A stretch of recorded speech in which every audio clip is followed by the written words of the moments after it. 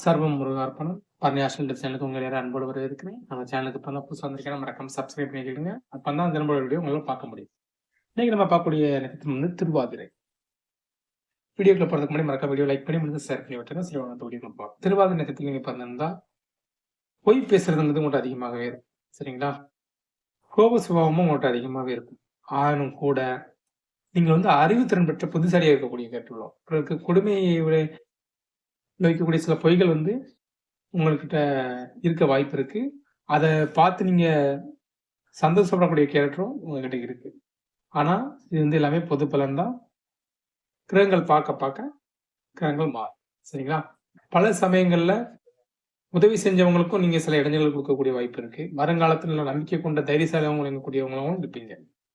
உங்க வாழ்க்கையில சாதாரணமாக பல வசதிகளும், சுகபமும் இராது. நீங்க கடினமான வாழ்க்கை நடந்து கொண்டிருக்கலாம்.